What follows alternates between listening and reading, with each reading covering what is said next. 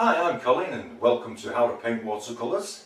So if you're ready, we'll get started and we'll paint this one. Hello there, welcome to How to Paint Watercolours, mainly for beginners, but this painting is probably actually for anybody. This is £140 Bockingford paper rough, and as you can see I have just stretched it and I'm just running a very thin film of water across it, and into that we will drop some cadmium yellow light, and then straight off I want to pull a very bright spot out here, and I'm making it bigger than I normally need it because I know it's going to backfill in slightly. This is quinacridone gold.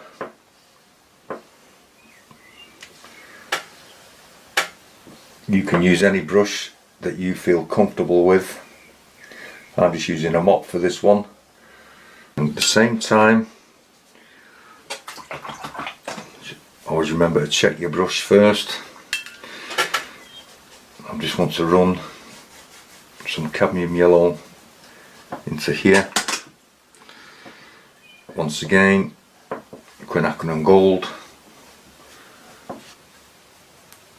I've just mixed up some light red here on the side of my palette, and I'm just going to add it here. Maybe a touch stronger so it will show better later on. This will soften as it's all nice and wet.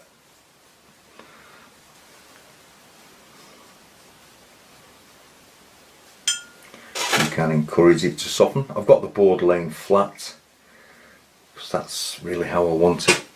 This is a sort of a relatively strong mix of burnt sienna, nothing added to it, and I'm very gently going to pull this into some cloud shapes, working quickly. Just going to add in some burnt umber. These are all earth colours.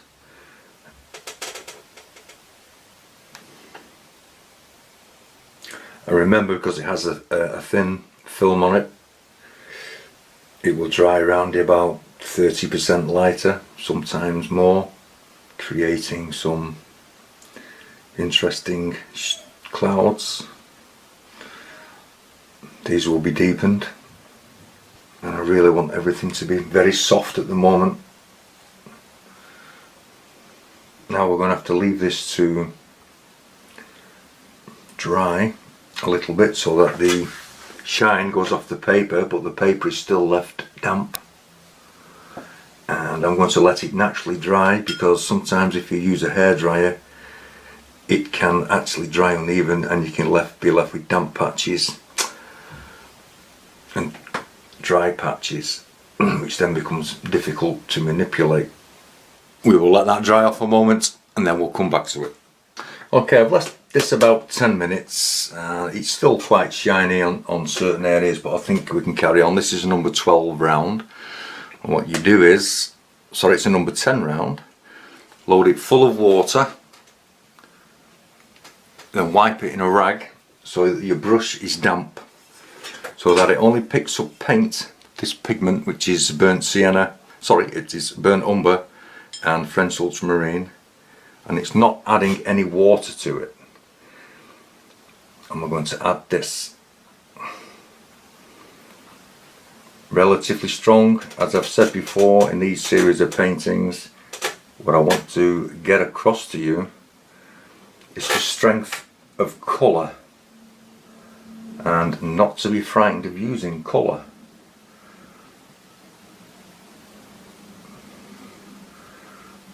This is not an insipid watercolour where the washes are thin. It's strong in colour to make a striking impact when you frame it. There is some hills in the background here, but we're not going to put them in yet. Those will go in stronger. I do pull this in all around the edge. This will drift up as your paper is still damp, has a shine on it.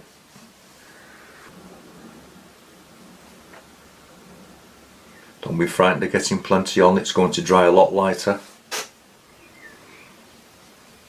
And I want it really dark in areas, corners. You can see how carefully I'm adding this slowly to it.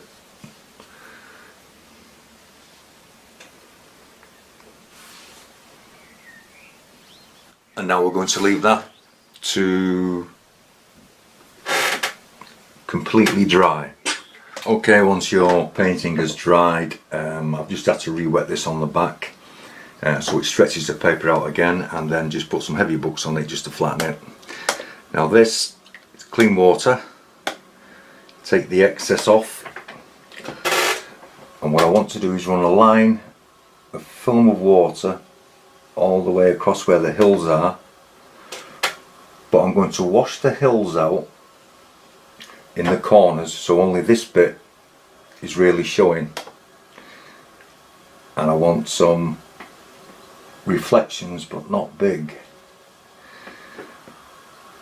As you can see, the paper just soaks that up nicely, so I'm going to bring some of the water into the cloud. This is a very, very light touch. The lighter the better, so as not to disturb the paint underneath.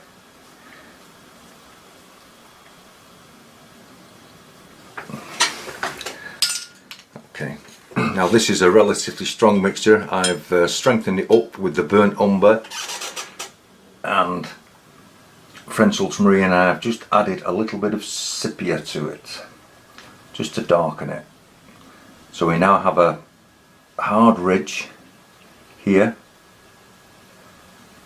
and then quickly run it into the water, the damp part, which will then soften.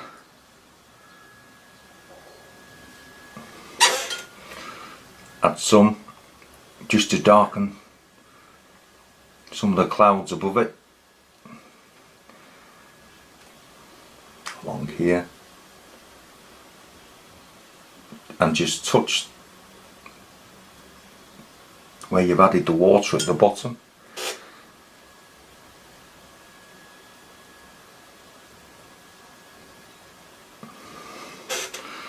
Once again, just adding some of the mixture. Same here.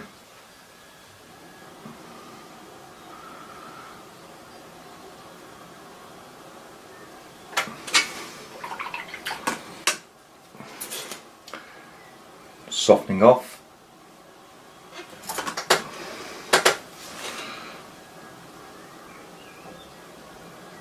As you go, and pulling the mixture into the damp paper, just allowing it to spread, bleed down a bit.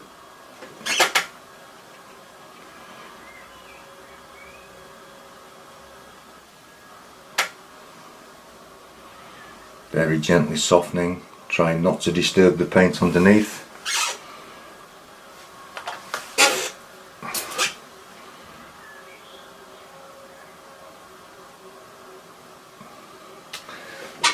Timing is all important, so if you don't rush it, you will get it right. Then we're going to same mixture again for the deer, or the stag, or the elk, depends which part of the world you come from. I'll just very quickly paint this in.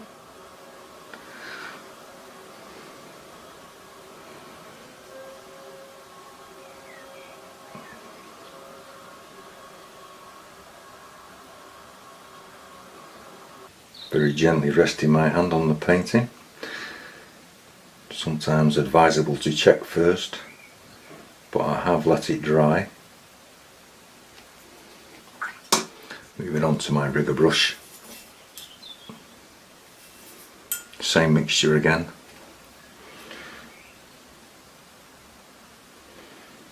I just want to put some of the antlers into it.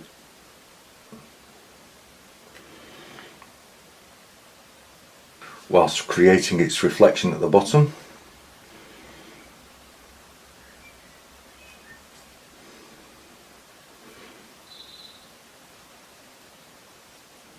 Using the same colour, burnt umber with some sepia in it just to strengthen it up with French ultramarine. I'm trying not to add too great a detail to this because I am going to soften the edges. And as you want your deer to stand out, add plenty of mixture to it. Don't be frightened of putting the darks in. The darks is what will make your stag stand out against the light. And that's what you are looking for. Some ripples where it's stood.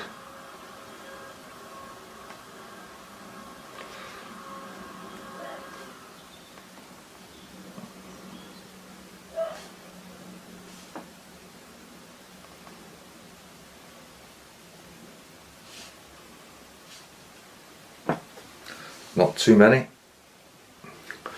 And then we're going to leave that to completely dry.